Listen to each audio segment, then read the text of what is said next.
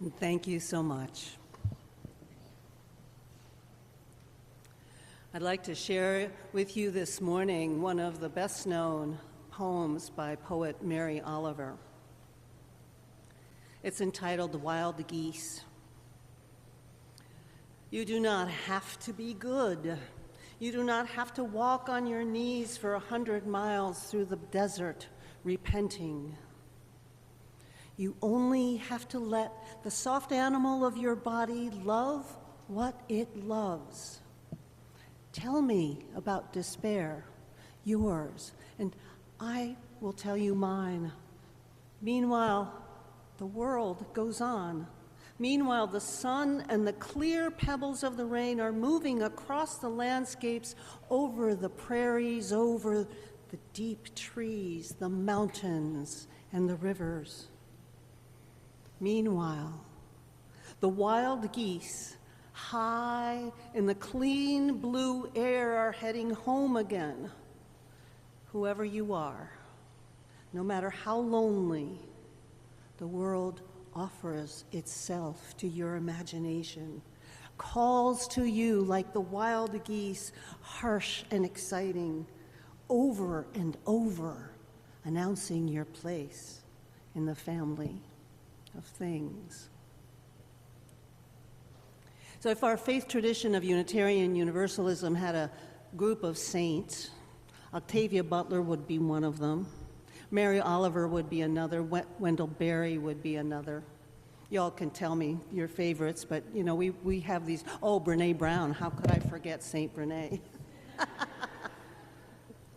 Marie Kondo, when we all realized how disorganized we were. Anyway, I could go on, but I won't, because you know, some of you like us to finish on time. Okay. Well, one of the things I love about this poem is that it is really about story, right? It is really about story. It goes to the heart of the reason so many of us feel often so much pain, this need or this desire, this feeling that somehow we have to be better, that we're wrong, that we're flawed, that we're broken. And yes, we are all of those things. But there is no horribly painful task that we have to do, but simply turn to love. Turn to love. Put love at the center of our lives. Tell one another our stories and listen to one another. And then, if we can, if we're in that place, as the song says, when your heart is in a holy place, you are filled with love and amazing grace. And in that place, we can even take a step backward and look at the beauty around us. Listen to the wild geese calling us as they head home. Listen to the comfort of our imagination and our sense of who we are in the midst of whatever it is we're in the midst of. Sometimes it's easier to remember that we are in a place of grace. Sometimes not so much. I know for many of us in this nation and around the world, we are in a place of chaos and fear. And the story of chaos and fear is repeated and hammered at us over and over and over again until, whether we like it or not, it becomes part of who we are today. For many of us in this country and in this world, this may be the very first time in our lives that we have experienced the sense of our government being our enemy. For others of us, it has been days and weeks and generations of realizing and knowing and living with the fact that our government was our enemy. Knowing that everywhere we turned, every day, pretty much the message that we were unworthy, unlovable, not good enough, subhuman. We were told we didn't feel pain, so therefore we could be subjected to the worst abuses.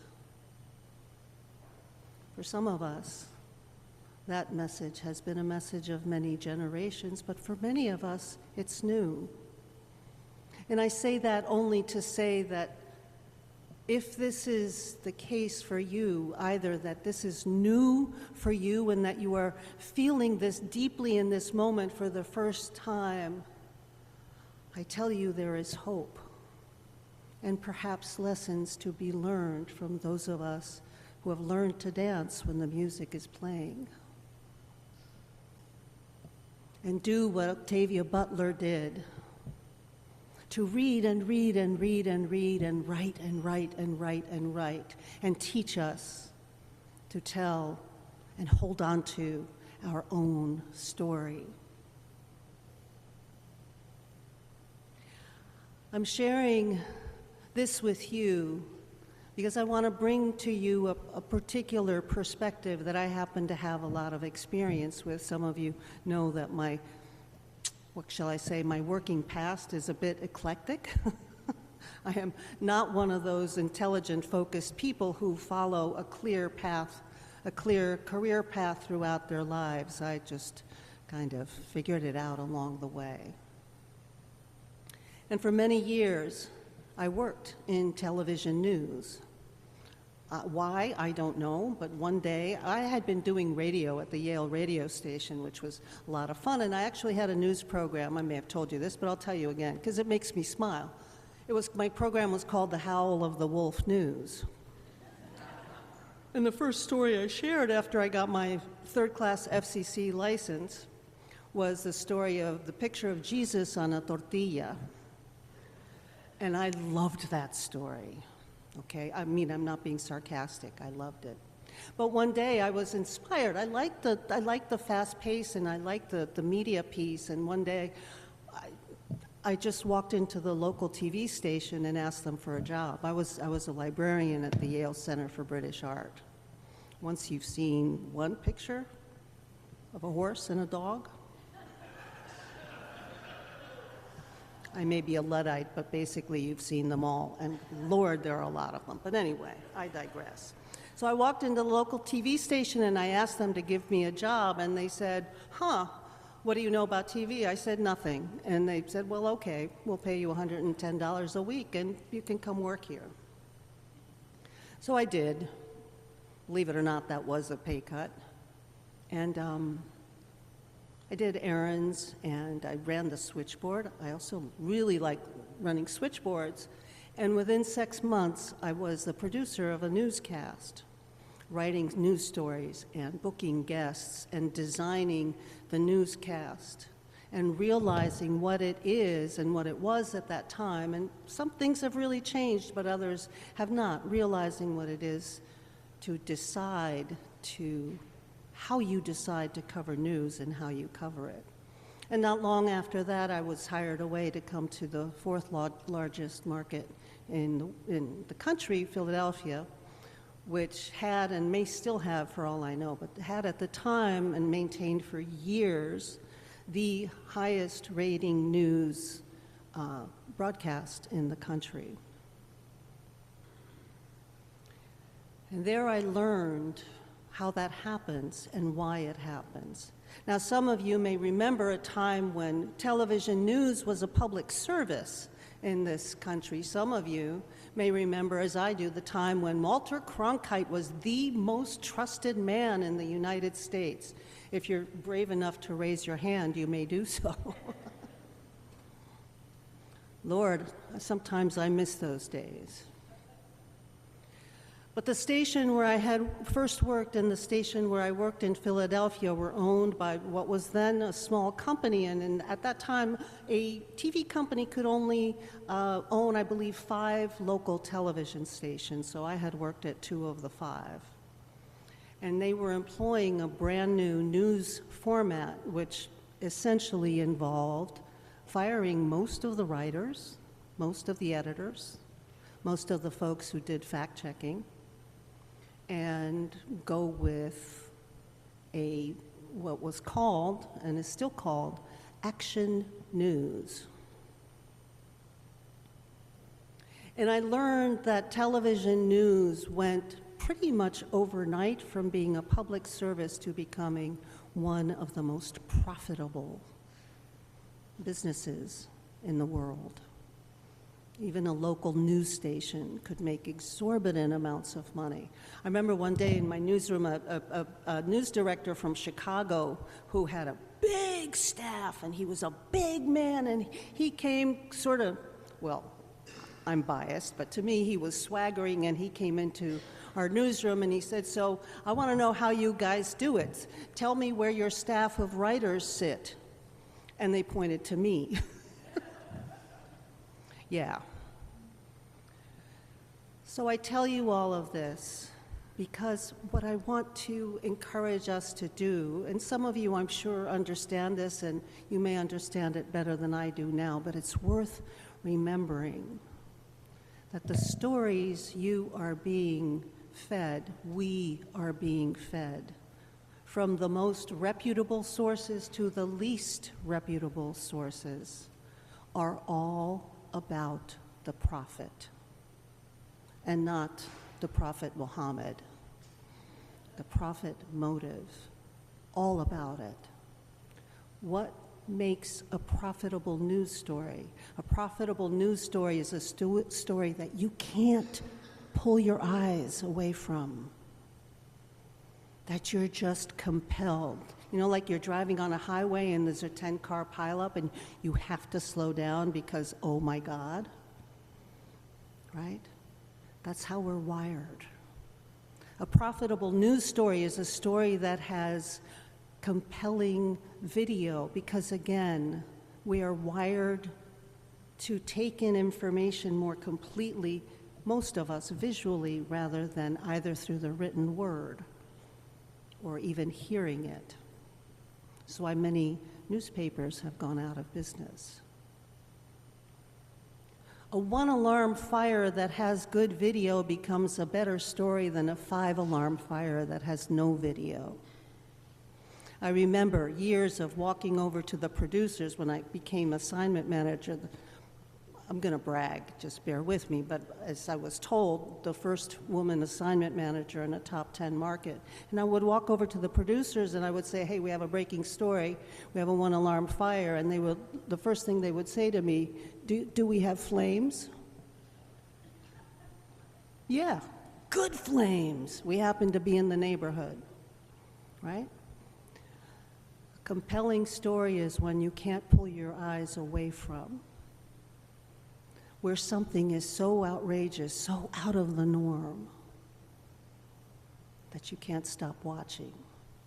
And it becomes even more compelling, especially in a time like now, when the current president of the many areas of expertise that you might or might not question, the one expertise that is beyond a shadow of a doubt is how to create on an ongoing basis compelling news stories.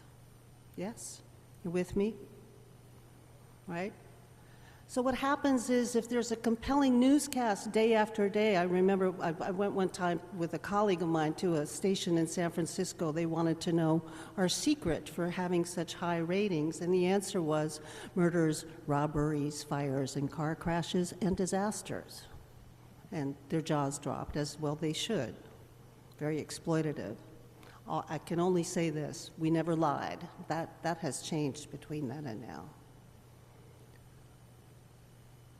The thing is, if you see compelling day after day, you keep tuning in, and you keep tuning in for more. Again, that's how we're wired.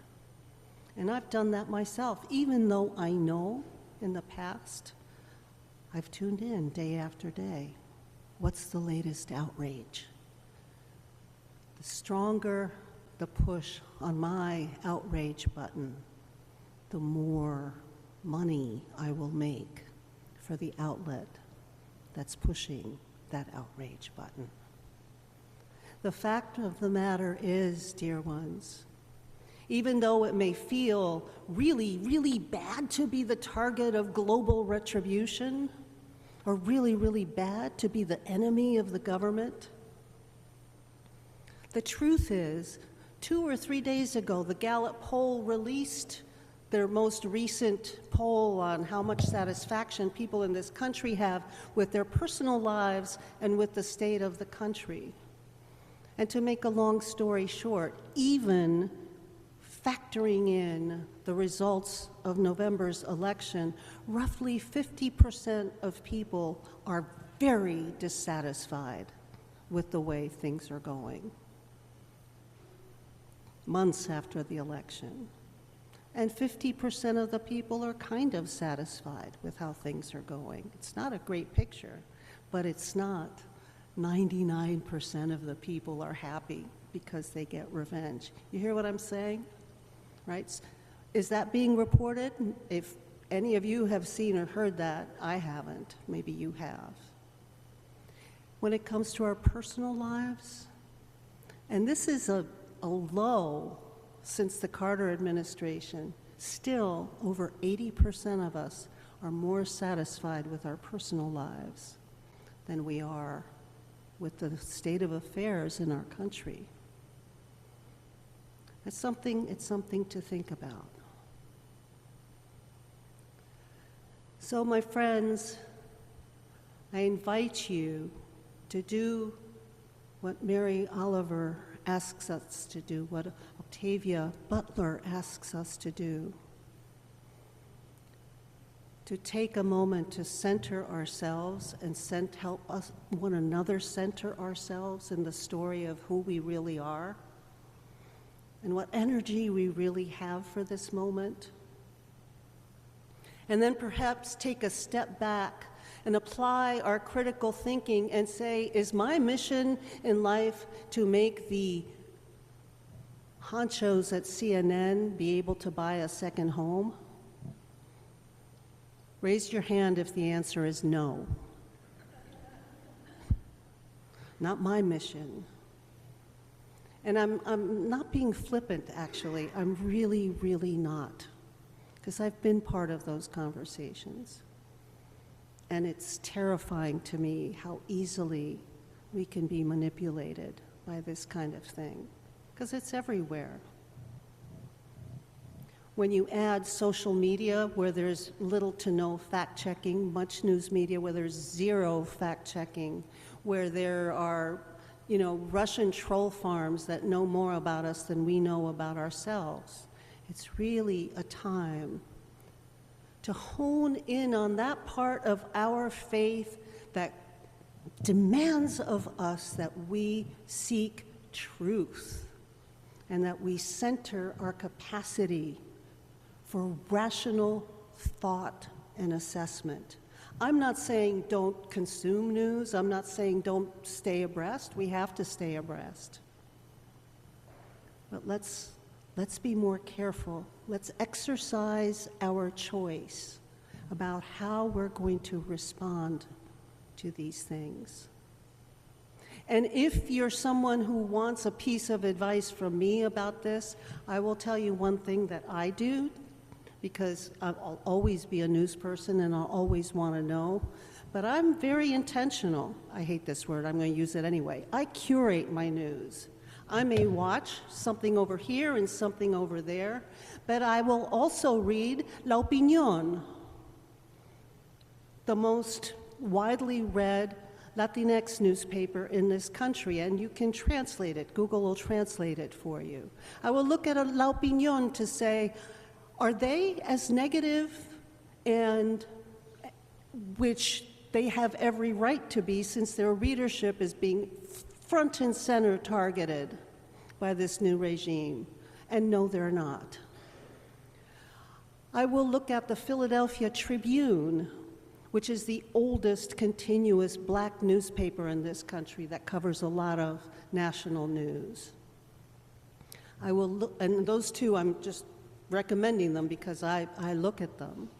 I would look, and I do look at Haaretz, the daily newsletter. I've shared this with some of you of Israel and Al Jazeera, just to get a sense of different perspectives.